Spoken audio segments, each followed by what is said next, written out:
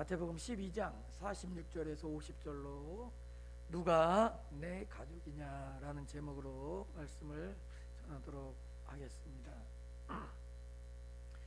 우리가 예수님을 믿고 하나님의 백성이 되었지만 우리의 삶에는 여전히 죄의 영향력이 남아 있습니다. 이것은 마치 감기 바이러스가 사람의 몸에 들어오면 사라지지 않습니다. 얼마 전에 뉴스를 보니까 코로나 바이러스도 영원히 사람들의 몸에서 사라지지 않을 것이다 라고 하는 의사들의 발표를 본 적이 있습니다. 바이러스가 있습니다. 그런데 이런 바이러스와 같이 우리 가운데도 죄가 여전히 남아 있습니다. 우리 안에 있는 죄가 우리를 죽이거나 우리를 지옥으로 끌고 가지는 못하지만 죄는 지속적으로 우리의 삶에 나쁜 영향을 계속적으로 주게 되어 있습니다. 예를 들어서 감기에 걸렸다가 감기에 나은 사람 몸에도 바이러스가 있어가지고요, 우리가 몸을 무리하거나 컨디션이 좋지 않으면 금방 감기가 다시 올라오잖아요. 그러나 여러분, 감기에 걸렸다고 해서 모두 다 죽는 것은 아닙니다. 하지만 감기에 걸리면 고통이 여러 가지로 매우 큽니다. 마찬가지로 예수님을 믿는 사람 안에도 여전히 죄가 남아있고 죄의 욕망이 남아있습니다. 그래서 죄라고 하는 이 욕망이요, 우리의 마음에 바이러스처럼 이렇게 잠복하고 있다가 우리의 믿음이 연약해지고 또 하나님을 향한 우리의 관심이 멀어지잖아요. 그러면 내 안에 있는 죄의 욕망이 불끈 올라오는 것을 보게 돼요. 그래서 죄의 욕망이 바이러스같이 자꾸 우리 마음에 잠복하고 있다가 우리 가운데 일어나면서 우리가 예전에 하나님을 알지 못하던 때로, 죄를 짓던 때로, 세상의 것을 좋아하던 때로 자꾸 우리를 이끌고 가려고 충동질을 할 때가 있습니다.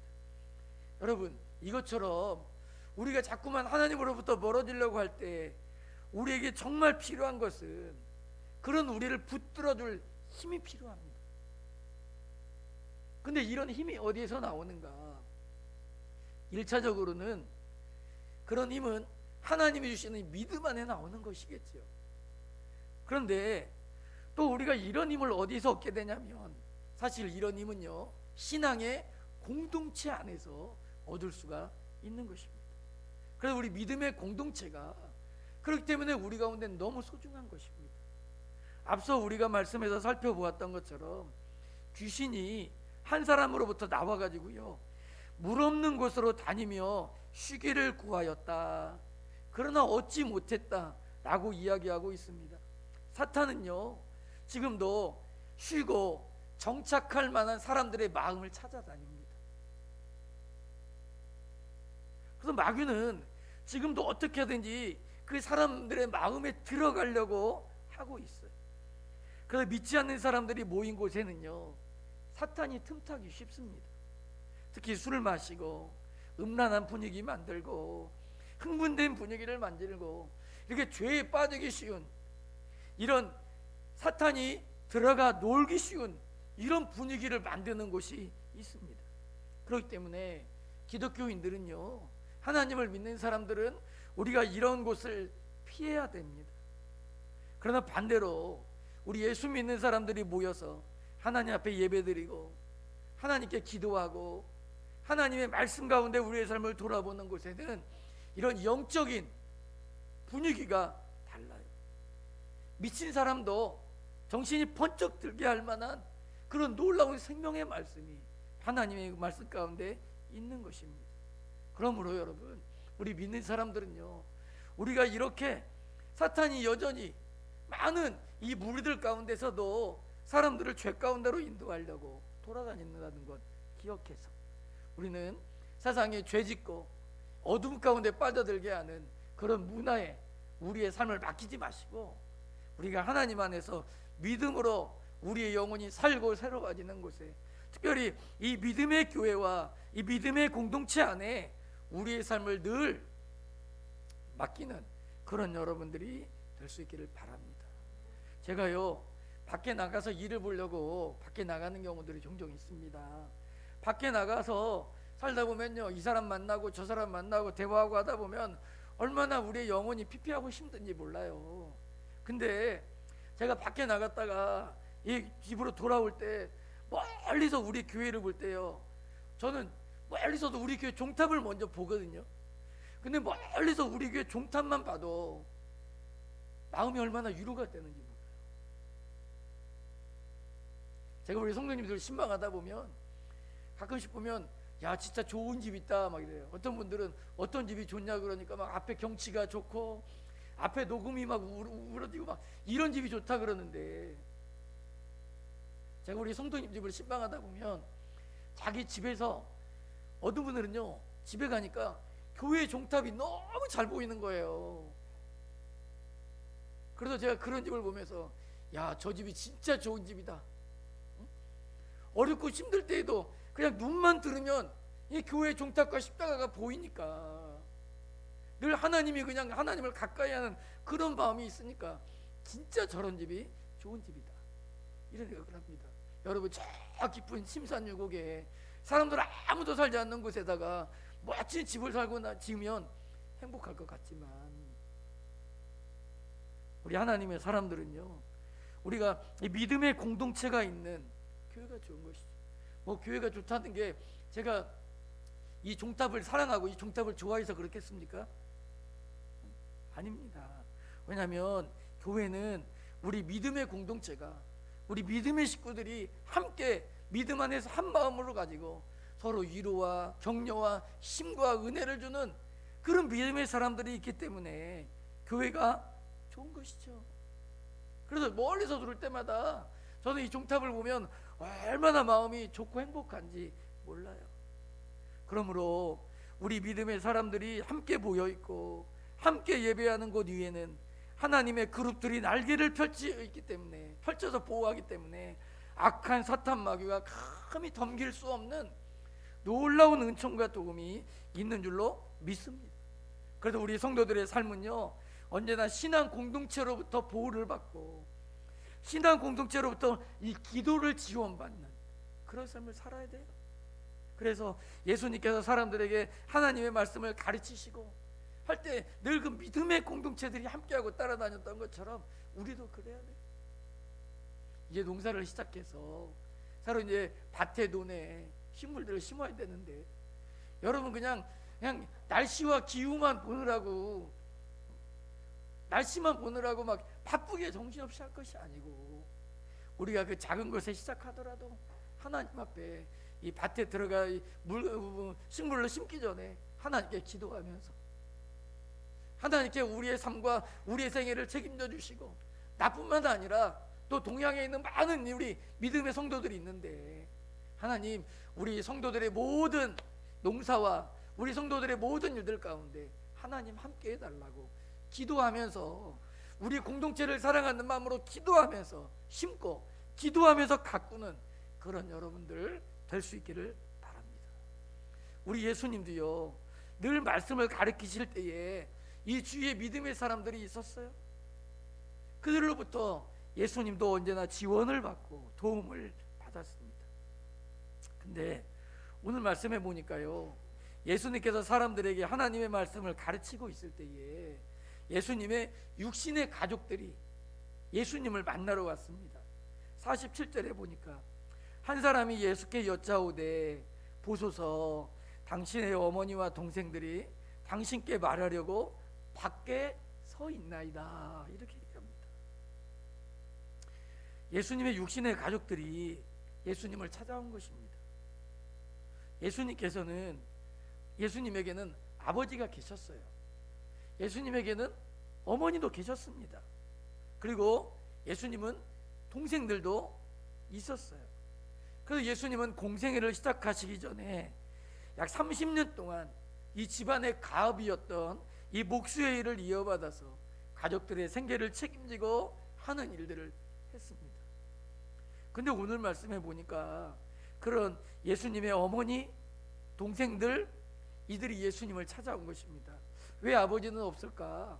많은 분들은 이때 예수님의 아버지였던 요셉은 이미 돌아가셔서 이 세상에 존재하지 않았던 것으로 이야기합니다. 그리고 갑자기 이들이 왜 예수님을 찾아왔을까? 우리가 마태복음에는 구체적으로 나오지 않는데요, 마가복음에 보면 이 부분의 설명을 좀 구체적으로 설명합니다. 왜 이 가족들이, 갑자기 등장하지 않던 가족들이 예수님을 찾아왔냐면, 당시에 예수님이 능력 있게 복음을 전하고 귀신들의 병을 고치고 그리고 모든 약한 사람들의 문제를 막 해결해 주시니까 이것에 셈이 났던 바리새인들이나 서기관들이나 종교 지도자들이요, 예수님을 자꾸 미쳤다고 얘기했어요. 예수님을 자꾸 미쳤다고 평가를 하니까 가족들의 입장에서 걱정이 된 거예요. 응? 여러분 같으면 아들이 미쳤다고 소문이 났는데 원래 그놈이 미쳤어? 그리고 그냥 내버려둘 부모가 있겠습니까? 아니잖아요. 그러니까 예수님의 일이 걱정돼 가지고 가족들이 예수님을 찾아온 거예요. 그리고 예수님에 대해서 아주 종교 지도자들의 맹공이 계속되니까 예수님이 과연 몸은 성하신지 마음은 어떠신지 걱정이 돼 가지고 예수님을 찾아온 겁니다. 그런데 특별히 마태복음은요, 마태복음에서 이 마태는 오늘 말씀을 기록하면서 특별히 46절에 보니까 예수님의 가족이 예수께 말하려고 밖에 서 있다. 47절에도 보니까 밖에 서 있다. 밖에 서 있다라는 표현을 자꾸 합니다. 이 밖에 서 있다, 예수님의 가족이 지금 어디 서 있다고요? 밖에. 지금 예수님은 어디 있는 거예요? 그러면 안에. 예수님은 안에 있는 것입니다. 그러면서 예수님은 지금 함께 있는 사람, 안에 있는 사람과 밖에 있는 사람 가운데 예수님이 계심을 이야기하고 있는 것입니다. 이것은 마태가 기록하면서 이것은 우리 가운데 이 사람들에게는요, 두 개의 공동체가 있다는 거예요. 하나는 지금 예수님과 함께 집 안에 있는 영적인 가족들이 있고요, 그리고 집 밖에 있는 육적인 가족들이 있다라고 하는 것을 대조적으로 이야기하고 있는 것입니다. 그래서 지금 밖에 있는 사람들, 안에 있는 사람들, 이 둘을 구별해주고 있는 것입니다. 이러한 표현은 뭘 얘기했냐면, 근데 여러분 예수님이 어디 있어요? 안에. 예수님은 영적인 가족들 안에 들어가 있는 것이죠. 이것을 통해서 마태복음은 예수님이 만드시는 하나님의 나라, 예수님을 통해서 시작되는 하나님의 나라, 예수님을 통해서 이루어지는 하나님의 가족은 육신의 가족에 머물지 않고 그것을 뛰어넘는 인종과 종족과 관계를 뛰어넘는 그런 영적인 가족, 이런 가족이 우리 가운데 있음을 이야기하고 있는 것입니다. 지금 예수님에게 와서 당신의 가족이 방문했습니다 라고 이렇게 알리고 있는 사람은요, 지금 예수님에게 당신의 어머니 그리고 당신의 동생들 운운해요. 여러분, 왜 이 사람들이 그냥 당신의 가족이 왔습니다 그러면 될 텐데 당신의 어머니도 오고 당신의 동생도 왔습니다 예수님에게 이렇게 얘기할까요? 이런 이야기는 사람들로 하여금 예수님도 한 명의 인간일 뿐이다, 예수님은 메시아가 아니고 어머니도 있고 동생들도 있는 하늘에서 뚝 떨어진 사람 아니고 예수님 그냥 인간일 뿐이야 라고 한 마음으로 예수님을 폄하하고 있는 거예요. 지금 계속적으로 앞에서 지금 12장 가운데 바리새인과 서기관들이 계속적으로 예수님을 공격하잖아요. 그런 공격 가운데 하나로 예수님도 그냥 한 명의 인간이야 라고 이렇게 예수님의 모습을 보여주고 있는 것입니다. 그러나 예수님은 48절 이하를 통해서 하나님 안에서 만들어지는 새로운 가족 공동체가 있다 라고 말해요. 그래서 48절 이하에 보면 말하던 사람에게 대답하여 이르되 누가 내 어머니이며 내 동생들이냐 하시고 손을 내밀어 제자들을 가리켜 이르시되 나의 어머니와 나의 동생들을 보라, 누구든지 하늘에 계신 내 아버지의 뜻대로 하는 자가 내 형제요 자매요 어머니이니라 하시더라 말씀하고 있습니다. 여러분, 예수님은요 새로운 가족에 대해서 말씀하고 있어요. 새로운 가족이 있다는 거예요. 우리가 자칫 이런 모습을, 예수님의 모습을 보면서 우리는, 아니 예수님은 육신의 부모를 너무 소홀히 여기는 거 아닌가? 그래도 어머니인데 예수님이 어떻게 어머니에 대해서 저렇게 이야기를 할 수 있는가? 라고 이야기할 수 있어요. 예수님이 가족을 소홀히 여기나? 생각할 수 있어요. 그런데 마태복음 우리가 15장에 보면요, 읽진 않았는데 예수님이 고르반 제도를 이야기하면서요, 이 고르반 제도의 폐단을 이야기하면서 부모를 공경하는 의무를 소홀히 하면 안 된다고 예수님이 아주 강력하게 마태복음 15장에서 이야기합니다. 나중에 우리가 15장 되면 다시 살펴볼 거예요. 이것을 보면 지금 예수님은 예수님의 어머니나 동생들을 소홀히 하고 함부로 하고 그러고 있는 것이 아니에요. 여기서 지금 누가 내 모친이냐, 누가 내 동생들이냐 하는 예수님의 말씀은 모친을 무시하거나 아들로서의 책임을 회피하고 있는 것이 아닙니다. 예수님은 지금 유대인들이 전통적으로 가지고 있는 혈통적인 유대인, 지금 유대인들은요 머리부터 발끝까지 혈통적인 유대인에 온통 집중되어 있어요. 그래서 이 사람들은 혈통적으로 유대인만이 하나님의 백성이다. 유대인 외에는 누구도 하나님의 백성이 아니다. 근데 그 유대인 중에서도요, 사람들을 구별해 가지고 죄인이나 창기나 세리는 이 사람들은 또 구원에서 제외되는 사람들이다, 이렇게 해가지고요 특별한 자격을 갖춘 사람들만이 하나님의 백성이라고 하는 이런 생각이 가득 차 있는 거예요.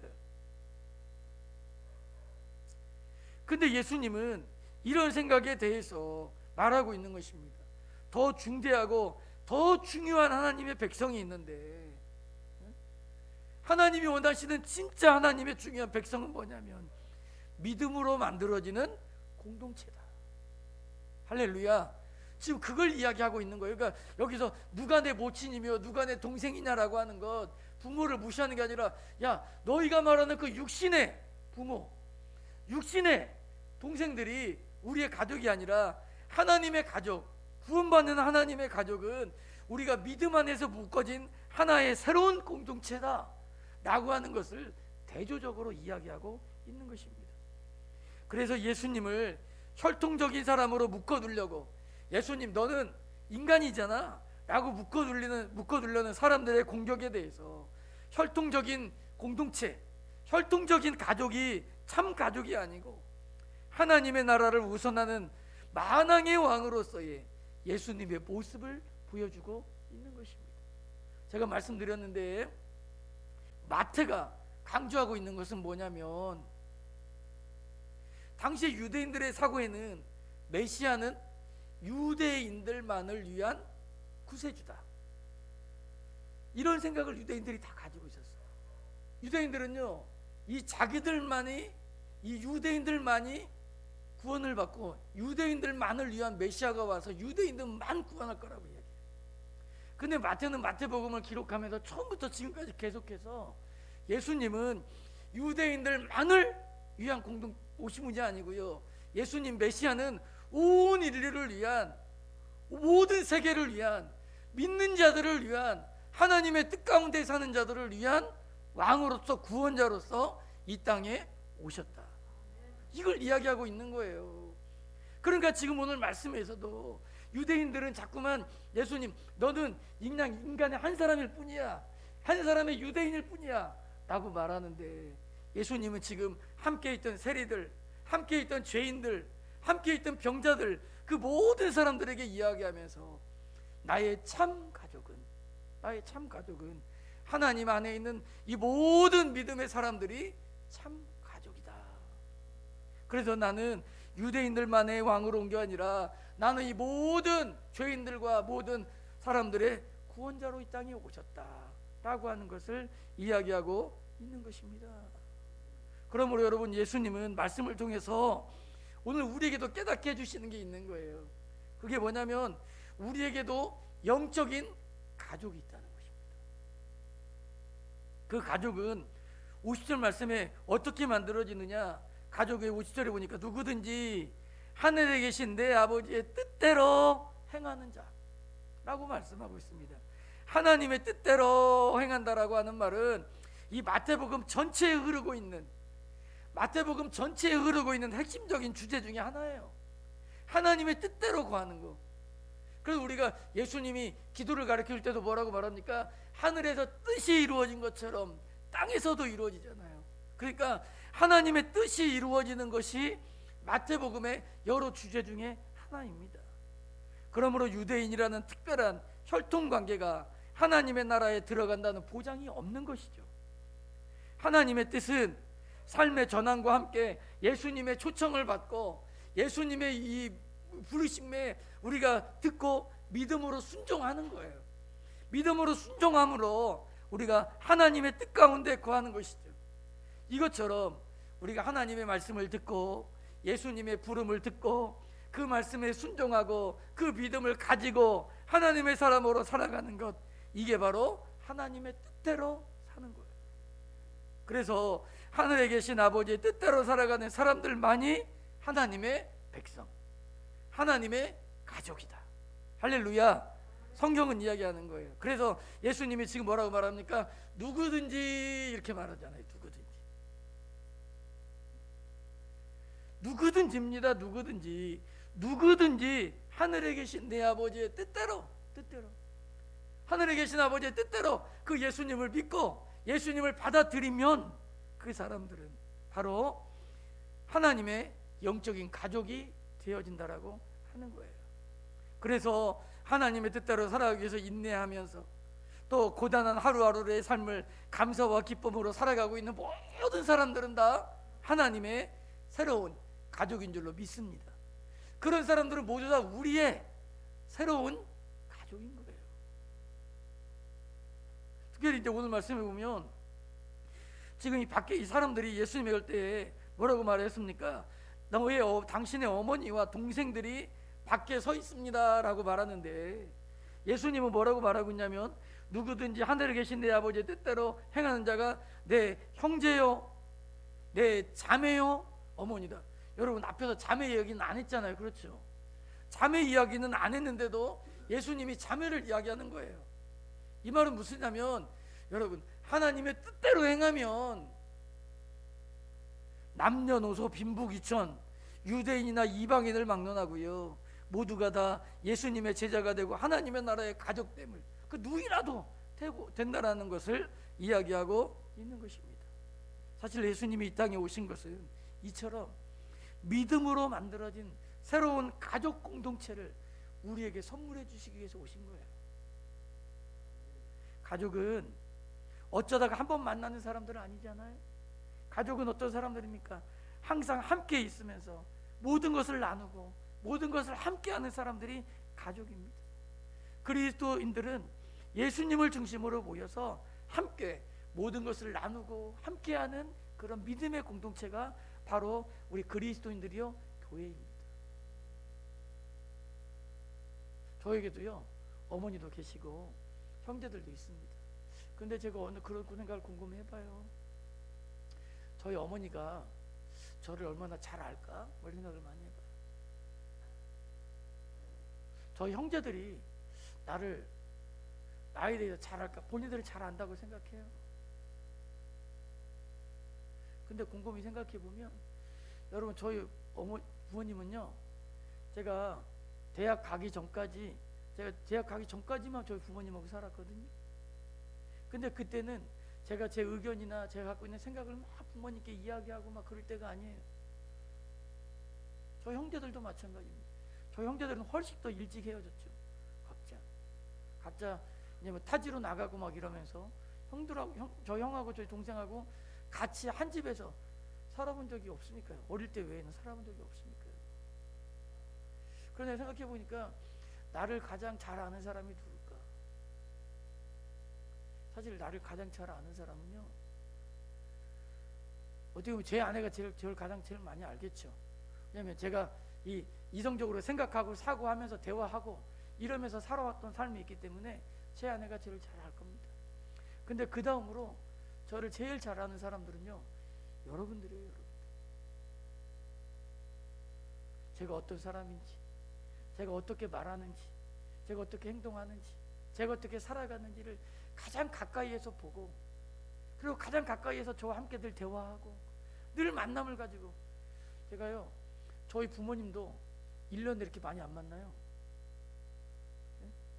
저희 어머니도요, 우리 1년에 한 4-4번 만나는데 요즘은 코로나로 인해 가지고 그렇게도 못 만나요. 근데 여러분들은 저랑 1년에 몇 번 만나요? 네, 주일만 오셔도 50번, 수요일까지 오시면 100번.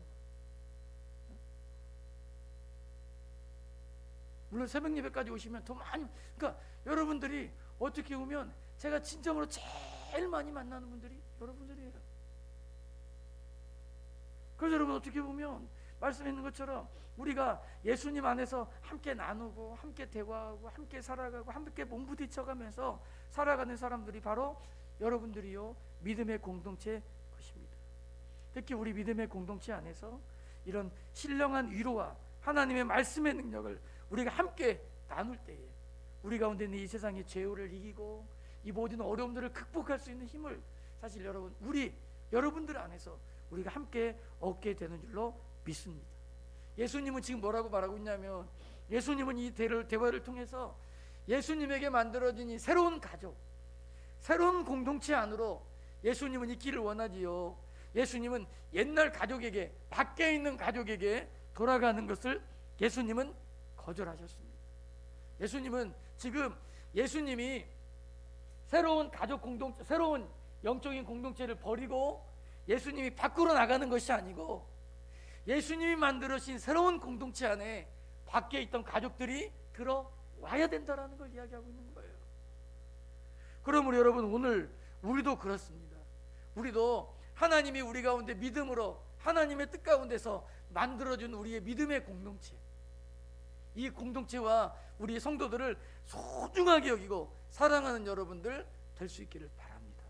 그리고 동시에 어떻게 해야 됩니까? 이 우리 믿음의 공동체 밖에 있는 우리의 가족들을 다시 이 믿음의 공동체 안으로 들어올 수 있도록 만들어서 우리가 새로운 가족으로 그들을 받아들여야 될 줄로 믿습니다. 그래서 우리가 해야 될 사명이 있는 거예요. 그게 뭐냐면, 아직도 하나님의 뜻 밖에 있는 사람들, 하나님의 뜻을 모르는 가족들, 이런 사람들을 하나님의 뜻 안으로 들어올 수 있도록, 믿음 안에서 새로운 공동체가 될 수 있도록 우리를 그들 이끌고 세우는 일들을 우리가 해야 될 줄로 믿습니다. 코로나로 인해서요, 사람들이 자꾸 모이지 말라 그래요. 흩어지는 것이 안전하다고 합니다. 근데 어떤 캠페인을 보니까 이런 얘기가 있더라고요. 몸은 멀리, 마음은 가까이. 이렇게. 여러분, 코로나로 인해서 우리가 잠깐 우리의 몸과 거리는 좀 떨어질 수 있습니다. 그러나 여러분, 하나님의 사람들은요, 마음이 멀어지면 안 돼요. 하나님으로부터 멀어지면 안 됩니다. 자연 법칙이라는 것이 가만히 있잖아요. 그러면 점점 멀어지게 돼 있어요. 이 우주의 법칙이 너무 신기한 게요, 우주가 아무것도 안 하고 가만히 있어도요, 점점 인력에서 멀어지게 되어 있다는 것입니다. 성도들도 그래요. 우리가 이 코로나 때예요, 우리가 자꾸 우리가 모이지 않고 자꾸 우리가 그 자리에 머물러만 있잖아요. 그러면 점점 물러나고 멀리 떨어지게 되어 있는 것입니다. 그러므로 성도들은 이 어려운 때일수록 우리가 이 믿음의 공동체 안에서 우리의 믿음이 멀어지지 않도록 힘써야 될 줄로 믿습니다. 매일매일 하나님의 뜻을 찾아서 하나님의 뜻대로 살도록 힘써야 됩니다. 또 이럴 때일수록 어려움 당하는 성도들을 찾아서 우리가 서로 격려해주고 돌보아 주어서, 비록 우리의 몸은 조금씩 멀어져 있다 할지라도 마음만은 멀어지지 않도록 서로 힘쓰는 여러분들이 되어야 될 줄로 믿습니다. 또한 형편에 따라서 힘껏 함께 모여야 합니다. 왜냐하면 우리의 모임 가운데 주님이 함께 하시기 때문에 그래요. 주님은 성도들의 모임을 통해서, 다른 사람들의 이런 대화, 우리 공동체의 대화를 통해서 주님의 음성을 듣게 하세요. 그리고 다른 사람의 격려와 기도로 하나님의 뜻을 이루어 가십니다. 우리가 함께 모일 때, 주님의 말씀을 듣고 기도할 때 마귀의 세력이 무너지고 사탄이 물러나고 하나님의 기적이 우리 가운데 일어나서 우리를 가로막고 있던 모든 홍해와 어떤 장애물이라도 그것들이 걷어지고 갈라지는 역사가 있게 될 줄로 믿습니다. 그러므로 우리는 이 세상을 이기기 위해서 주님 안에서, 우리 안에 하나님이 두신 이 믿음의 공동체 안에서 서로 말씀 안에서 격려와 위로로 신실하게 믿음의 일들을 해나가야 될 줄로 믿습니다. 사랑하는 성도 여러분, 누가 우리의 가족입니까? 누가 우리가 영원히 함께할 가족입니까?